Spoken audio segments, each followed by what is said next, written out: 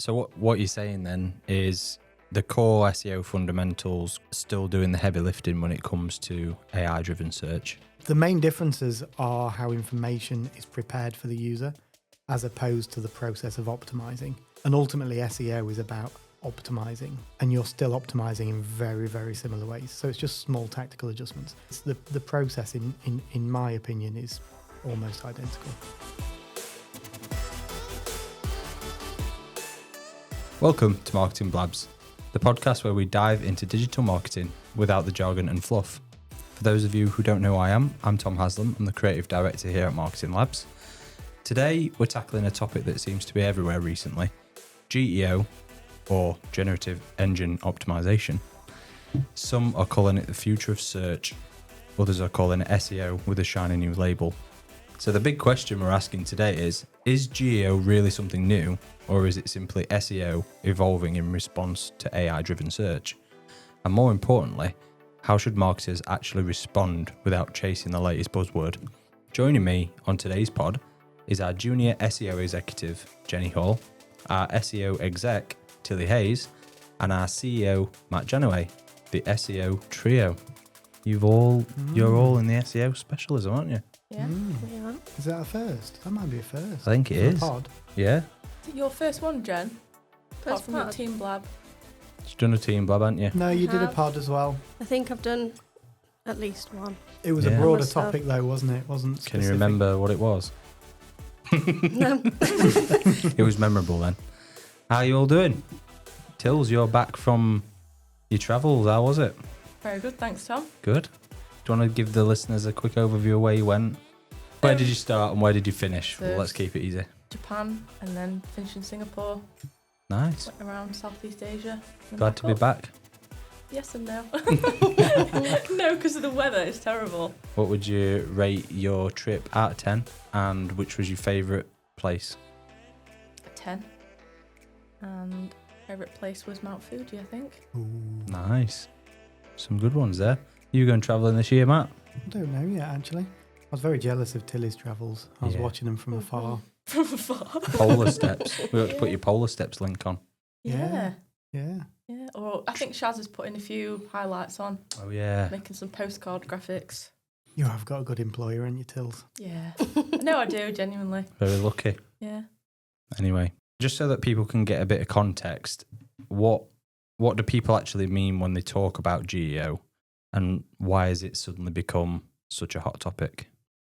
I think if we're going by definition, GEO is essentially optimizing digital content in order to improve visibility and representation amongst AI-driven search results, whereas traditional SEO is essentially just optimizing for traditional search results.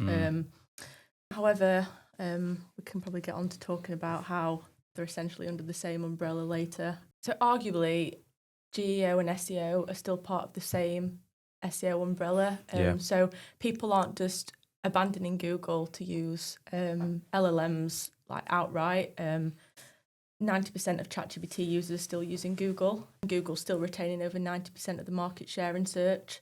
Although some people are moving towards using LLMs for queries and quick answers and things like that, Google's never going to be replaced. No.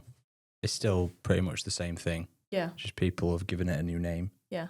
Yeah, and there's a weird assumption that AI has to replace Google or Bing. And I'm not quite sure where the logic in that is. Do you think that's because people are using AI platforms rather than Google search more? Like, not more as in from a statistical perspective, but I mean, they're starting to just use the platforms more. Maybe, but it still doesn't make sense because all of the data suggests that Google's still growing. There are more searches than there's ever been. But also, you don't get the same kind of interaction with a search engine that you do an AI agent.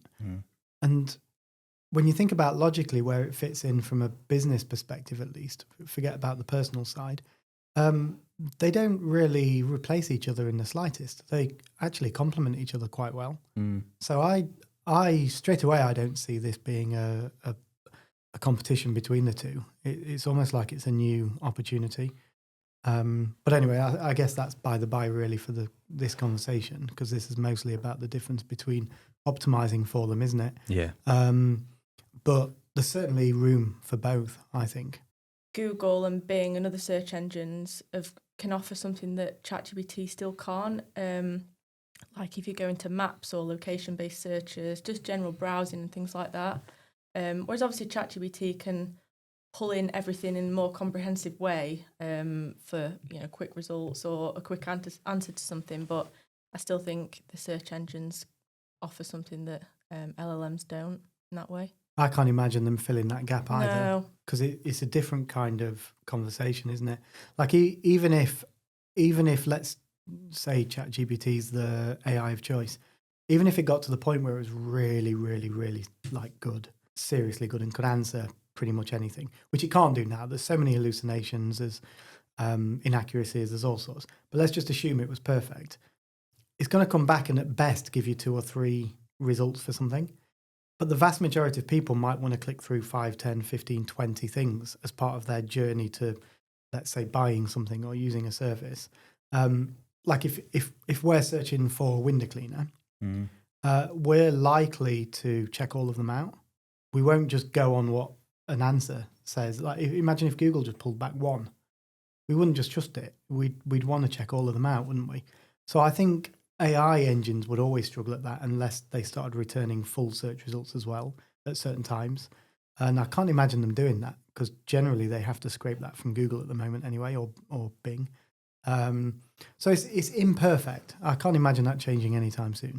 Why do we think it's such a hot topic at the moment then? I think obviously AI search is growing at quite a substantial rate at the moment. More users are using LLMs like ChatGPT, Gemini as part of their everyday life, in work, just for convenience really. So that they're starting to use that a lot more alongside traditional search engines. Also like a rise of zero-click searches. So AI generated responses will give you a direct answer. And like I say, I think we live in an increasingly convenient world where we just want to get the answer quickly, get the information, and use it in whatever we're doing. But I've also got a pessimistic view on it as well. I don't know whether they're actually beneficial from an SEO point of view or not. There was AI. So part of the problem is as well, when you throw into the mix, there's a storm. Like it's a big storm. It's not a simple case of just why this might be surfacing now. I think it's quite complicated. But I think certainly one of the reasons why it's surfacing now, and I'm not suggesting everybody that's involved in pushing GEO is this way inclined. However, there's certainly been a huge rise in snake oil salesmen out of this as well. And they have an agenda to push GEO because it's a new service, it's a new opportunity, there's a new audience, new revenue stream. And they think that if they get in there early, that they're front runners for picking up some of that revenue. But in actual fact, the vast majority of what they're doing is not going to be any different to SEO anyway. So if we can paint a picture of how it is different from traditional SEO, what would you say there? So the problem is the vast majority of what they do is the same. Yeah. Good SEO, and there's a lot of people arguing this point at the moment, and there are some very subtle small differences, but there are more differences in tactics as opposed to differences in how you would go about sort of doing things. You still need very good technical SEO foundations. You still need good content foundations. Links, less so, but brand mentions, absolutely. So LLMs don't follow links to learn information. They'll go and crawl that information. But they do pick up on brand mentions and content about your brand and where you are talked about, and they discover it that way. So even though links necessarily aren't how they learn, the purpose behind how and why people build links at the moment for Google's systems, actually the same thing applies. You might make some subtle sort of small tactical adjustments, but by and large, it's pretty much the same thing, give or take just a couple of small technicalities. So what you're saying then is the core SEO fundamentals, content, intent, authority, still doing the heavy lifting when it comes to AI-driven search. Yeah, exactly. I mean, The main differences are how the results or how information is prepared for the user, as opposed to the process of optimizing. And ultimately, SEO is about optimizing. The key word is the optimizing, and you're still optimizing in very, very similar ways. So it's just small tactical adjustments, but you'd make those same adjustments if you were optimizing for Bing versus Google. So it's the process, in my opinion, is almost identical. I think when I started, because I'm pretty new to the industry, I sort of thought that all the talk around GEO and like AI optimization was sort of SEO changing before I'd even had a chance to catch up. But I think doing SEO and like doing those tasks day to day, it sort of made me realise that it's more of a branch of SEO, like traditional SEO, rather than a separate sort of service. Traditional SEO seems to me like more of a foundation, and like the fundamentals like content, search intent and authority, I think they're still relevant, and it's even more so relevant now. We're optimizing for AI as well. That's a great point, actually, Jen, because even within SEO, there are so many different disciplines, aren't there? We've got local SEO, we've got video SEO, we've got technical SEO, link acquisition, content, all of these different things that fall within SEO. So it's a really good point, actually. I suspect what will likely happen is that it'll branch off again, maybe in a few different directions, and they'll all be subtle adjustments that you might make. When it comes to content, for example, there's an argument to say that chunking is going to be really useful, and it's putting content into small chunks that LLMs can learn from easier and determine what the intent of the page might be, answering questions ultimately and providing information. And how that works with traditional content that you'd produce for the user is quite interesting, and that might adapt over time. LLMs might get better, or they might assume that the future of this is actually zero click. So somebody wouldn't visit a website, they just consume that information in a different way. Because if they do have to visit a website, most websites that practice chunking, it's not great for user experience. So there's a bit of a challenge there. I'm glad you brought that up, Jen, to be fair, because with you coming in to SEO from a learning perspective, obviously you've been chucked into this where everyone's just thinking GEO is going to be the new SEO. Yeah. So, well, interesting. I think with content as well, quality content is, and I imagine it always will be, crucial to SEO anyway, because you are sort of optimizing for the user and creating content with the user in mind. And we already know that Google rewards good quality content and good UX and everything to sort of serve the user what they're looking for. And I guess sort of that leads into search intent as well, because if you're practicing good SEO already, you should already be optimizing for search intent to understand where the user is in their journey and be able to put your piece of content in the right place at the right time. And then I think as well with the authority of that, Google and AI will look for sources that are trustworthy, and they'll look for signals that can sort of show high authority to show users that that is the content that they're looking for and it's highly valuable from a trusted source. So I think all of it is still really important in both traditional SEO and AI overviews. That's a really good point as well, Jen, actually. That's a great point, because people arguing for GEO as being a new discipline, they're generally using things like structuring your content for LLMs as a reason why it becomes its own discipline, as opposed to why it's just traditional SEO. But the thing is, firstly, that's not great for users if you were to write it entirely that way. But secondly, actually, doing good SEO has been like that for quite a long time. Mm-hmm. You structure your content so it's good for users, which incidentally is mostly good for LLMs.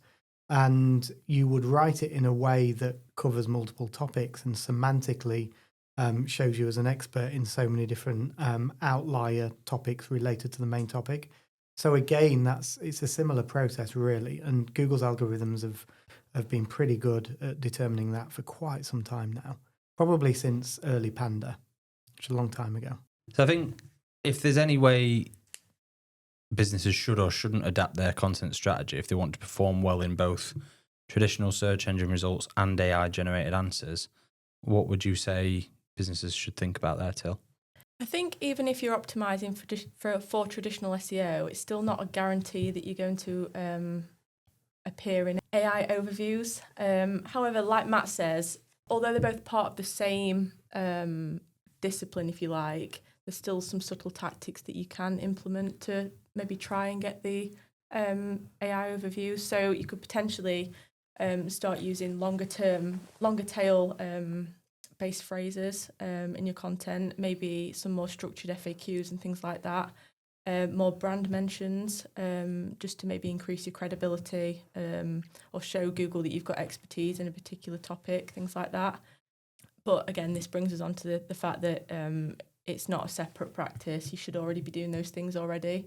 It's just if you're doing those things well, it might increase your chances of appearing in AI overviews. So where would you think that businesses should be focusing right now then? Because if they're getting lost in this jargon, should they be doubling down on SEO basics, experimenting, or just trying to find a balance between the two? What would you say on that, Matt? It's a difficult one to answer, actually. And I know this is sitting on the fence a little bit, but it depends. And most SEO answers are, it depends. But we talk about the reason why SEO and GEO, I hate using the term GEO, it's AI SEO really, or just SEO. But the reason why they're different is more tactical than it is fundamental. So, for example, various LLMs use Reddit a lot to source their information. So, tactically, you might do the same things, but on Reddit. We know there are certain websites that they consume information from. So, as part of the link acquisition or digital PR tactics, you'd go after those kind of websites as opposed to other kind of websites. So, again, it's more tactical. So where should brands focus their time is a difficult question, really. I think digital PR will still remain extremely strong.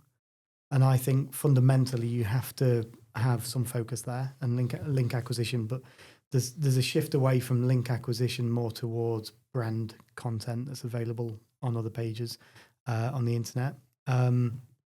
Having said that, that's not to say that there can't be a link on the page. They serve the same purpose. So you do the job once, but it's serving two purposes. I think in terms of content, this is probably where the biggest contradiction comes, in my opinion, because you don't want to throw the baby out with the bathwater. And as it stands at the moment, Google still serves 200 times more search-like queries than all of the other AIs combined. So if you adjust your strategy solely to take advantage of AI, you could be limiting your performance in search, maybe gaining some performance where there's less audience. So that's why I say it depends. It depends what industry you're in, whether your audience are using ChatGPT and Claude more prominently. Some industries, it's not really being used. So you probably would make that move a little bit later. But also making sure that your website and the information on your website is in a consumable manner. We still have clients that their websites are rendered in JavaScript, and LLMs just really can't learn from that very well at all. So most of the information that you're presenting, actually, they can't consume. So they're consuming everything about your brand from external sources. Now, the problem with that is that's going to pick up things like reviews, pick up things like even team reviews, Glassdoor, things like that. And if it doesn't look favorable towards you, you're really not in control of what those answers might be. So I would say the biggest priority for everybody right now would be making sure that the content on their domains can be seen by LLMs. And then think about the rest a little bit later. And we'll see what happens to the industry. It's moving so fast, it's difficult to say exactly what everybody should do. But I think as a base and as a foundation, making your content and your website easily accessible for LLMs should be priority number one. So with it being such a new thing, can you actually track GEO? Yeah, so one of the big challenges with determining whether what you're doing for optimizing for AIs is actually useful or not is understanding any analytical data and actually even getting hold of that analytical data. So the first challenge here and the first hurdle is none of the platforms have any first-party data that people can use. So if you're trying to determine how visible your brand is in AI results, AI conversations, you just can't get that information. So what's happened off the back of that is an influx of new tools. How they work ultimately is they'll speak to you as a business owner or a marketing team, and they'll say, what kind of questions do you think your customers might have? And then you come up with a collection of questions. They'll check them daily, weekly, whatever, and they'll see how many times you're mentioned. The problem with that approach is that's assuming that all of your customers are asking the same question. There are a multitude of questions, thousands probably, maybe even tens of thousands. The second issue with that is even if every single customer were to ask exactly the same question, they'd all get different answers because of personalization, because of historical conversations they've had with their AIs, but also because AI is just a prediction engine, ultimately. So me and you could ask the same question, Tom, now, and we get different answers. Mm. And then the next challenge is, even if you do have visibility, is the sentiment positive or not? And is it going to have a positive impact on your commercial performance, or is it going to have a negative impact and be damaging? And you just don't know any of that until you can gather the data. What do we must do something for clients at the moment, though, when it comes to... At the minute, we can only sort of see AI overviews at face value. So we can pull up a list of keywords where we've got AI overviews as a cert feature, but we can't really go any further than that at the minute because of things like API issues and data and things like that. So That's just us in this room, though. We could all ask completely different questions. Just to add to Matt's point as well, people were using different AI models. So someone might be using Gemini, someone might be using the latest edition of ChatGPT, or an old version if they don't pay for it, and so on. I think it also kind of makes GEO hard to optimize for because you can't track it to the extent of, say, like keywords and things in traditional SEO. It's hard to know if your optimizations are even working or if they're having a positive impact or anything. So I think it's hard to plan optimizations for AI overviews. Mm. Do you think tracking will get any better? Only if first-party data comes about. There won't be any tools that can do it. It's not efficient. It's expensive. You imagine how many tokens you'd use if, let's just say, we wanted to track 10 questions, and we ask that question every day. So many tokens that you're using just to try to determine things that might get asked. If you wanted to do it even slightly more efficiently, slightly better, get slightly better data, you'd probably need 1,000 questions. And it's just, there is no way that logically that can be efficient or cost effective. So no, unless first party data comes out, I have absolutely zero trust in any of the analytical tools that are on the market. And that's not, it's nothing against the tools themselves. They're trying really hard and they're trying the best with what they've got. But fundamentally, this isn't rank tracking. I think this is probably one of the biggest differences between SEO or at least SEO for search and AI, because you're not working on key phrases anymore or keywords. And okay, when you optimize for SEO, we've been working on topics and things like that for a long, long time. But we're not working on that anymore. We're talking like almost long form conversations. So you can't segment any of that data into chunks like keyword clusters and things. You just can't do that. So long answer, but no. Just thinking out loud as well, I wonder if there's any agencies now that are offering it as a separate service or sub-service to SEO at the moment. There are quite a lot. Yeah, I've had quite a few conversations with various agencies and they've started the ball rolling in offering this as a service. Yeah. And in some ways it's kind of genius for them because it can't be tracked. I mean, you imagine any marketing channel where someone comes back and says, I don't know if this is working for me or not. Yeah. Like it makes no sense. Yeah. Okay, traditional marketing, you get that a tiny bit, print, things like that. Marketers have had ways of trying to track that, haven't they, for a long time, like coupon codes, discounts, things like that. But you can't do that here. So the conversation ultimately is when somebody signs up for a GEO service at the moment, if it's solely a GEO service, which lots of agencies are offering, it's a case of when the conversation about performance comes up, it's, I don't know. I can't answer you.